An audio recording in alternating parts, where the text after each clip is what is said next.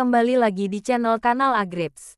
Mari kita membahas organik. Kini semua beralih ke organik.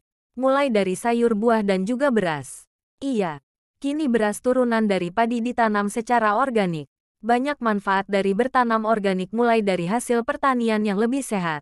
Tanah yang jadi lahan bertani pun menjadi lebih subur. Ini juga menjawab adanya kelangkaan pupuk bersubsidi. Berikut ulasannya. Saya itu senang dengan organik. Dengan adanya organik ini kita bisa menjawab tantangan adanya pupuk yang sekarang sudah non-subsidi. Pupuk kimia sintetik itu hanya mencukupi kebutuhan hara tanaman sesaat. Dan celakanya di balik itu dia menimbulkan kerusakan terhadap lahan dan lingkungan. Kalau pupuk organik ini menyuburkan tanah. Karena tanahnya disuburkan, kalau tanahnya subur, apapun yang ditanam akan menjadi subur. Pupuk pestisida masuk ke sistem pertanian Indonesia sejak dimulainya revolusi hijau pada tahun 1968. Samanhudi mengamati, akibat pemakaian pupuk kimia, ekosistem sawah menjadi rusak dan petani kian tergantung pada pestisida. Belakangan baru disadari, pestisida yang awalnya membantu petani justru menjadi musuh bagi ekosistem. Di saat itu ada serangan hama wereng. Pemerintah saat itu mengaplikasikan pestisida dengan menggunakan pesawat. Yang terjadi apa? Wereng mati, belalang mati, yang mati itu dimakan burung. Sebagian burungnya mati, dimakan musang, dimakan ular. Banyak hewan-hewan yang mati yang tidak menjadi sasaran utama. Tak mudah bagi Samanhudi untuk mempengaruhi petani konvensional agar mau beralih ke sistem pertanian organik. Namun, untung rugi bertani dengan pestisida menjadi daya tarik penentu. Pada awalnya sih terus terang aja ragu. Karena apa?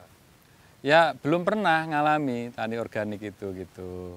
Jadi ragu ya apa bisa apa enggak organik di sini saya gitu. Nah, saya tuh merasakan lebih enak yang organik. Satu, kita itu hemat di pestisida. Pestisida kalau kimia kan mahal, tapi kalau organik kan murah. Jadi itu hemat di situ. Terus yang kedua, karena kita tiap musim kan sudah ngasih pupuk organik, kita tidak begitu butuh ke pupuk kimia. Jadi mengurangi biaya produksi lah. Jadi harganya kita sudah jauh di atas harga gabah pada umumnya. Namun bertani organik tidak semudah berhenti menggunakan pestisida. Terlebih dahulu, petani harus meminimalisir zat kimia dalam tanah. Cara yang ditempuh tentu dengan metode alamiah. Salah satu yang disarankan Samanhudi adalah dengan memanfaatkan eceng gondok. Tumbuhan air ini berfungsi sebagai fitoremediasi atau tumbuhan penyerap polutan yang efektif. Karena di pertanian organik itu dilarang menggunakan bahan-bahan kimia beracun. Sehingga air yang masuk ke lahan organik kita filter menggunakan enceng gondok. Kenapa enceng gondok? Karena enceng gondok ini akarnya cukup panjang dan sehingga luas pengambilan klorinnya gitu. Jadi ini untuk menghisap atau memfiltrasi klorin dan racun-racun yang akan masuk ke lahan organik. Untuk mengetahui apakah lahan sudah subur dan terbebas dari polutan, petani organik cukup mengenali indikator alami berupa rumput yang tumbuh di sekitar tanaman padi. Ini rumput yang akarnya panjang.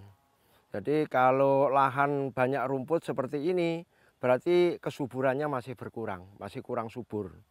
Nah, sedangkan lahan organik tidak boleh menggunakan herbisida atau pembunuh rumput.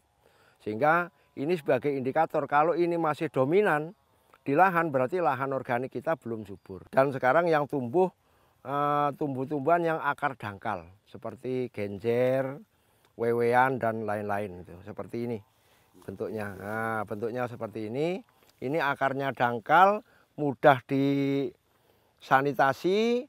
Dan ini tidak terlalu mengganggu pada tanaman padi karena akarnya di atas akar padi. Bertani organik bukanlah hal yang mudah, karena itu perlu ada jaminan yang diberikan kepada petani. Untuk mencapai hal ini, selama proses bertanam, mitra petani dipinjami bibit dan pupuk organik sehingga mereka dapat bertani dengan maksimal. Awalnya bukan hanya susah, sangat susah. Karena mereka-mereka itu begitu saya melakukan pertanian organik itu semua mencibir, semua mencemooh. Sehingga kalau saya ngajak orang yang mencemooh kan membalikkannya kan susah. Kalau petani kita ajak ngomong bagaimana teknologi, ini ramah lingkungan, ini nanti produksinya tinggi, ini nanti untuk anak cucu, itu enggak masuk. Karena petani itu yang dibutuhkan, kalau saya ikut sampean, keuntungan saya apa? Baik material maupun imaterial. Makanya materialnya kita tambah 30% pendapatan, imaterialnya kita edukasi tentang pertanian yang sesungguhnya. Dibantu beberapa alumnus dari universitas negeri yang berbeda, Samanhudi mendirikan unit usaha beras organik yang dinamai Sirtanyo. Sistem corporate farming yang diterapkan di Sirtanyo berfungsi untuk menghubungkan petani dengan pasar serta untuk memastikan kesediaan pasokan beras organik pada saat permintaan meningkat. Kini Sirtanyo tidak hanya memenuhi pasokan dalam negeri. Beras organik dari Banyuwangi ini juga sudah diekspor ke luar negeri seperti Italia. Memang pertanian organik ini kuncinya keberlanjutannya. Keberlanjutan baik itu keberlanjutan di lahannya, di tanamannya, juga hubungannya nanti akan dengan pasar.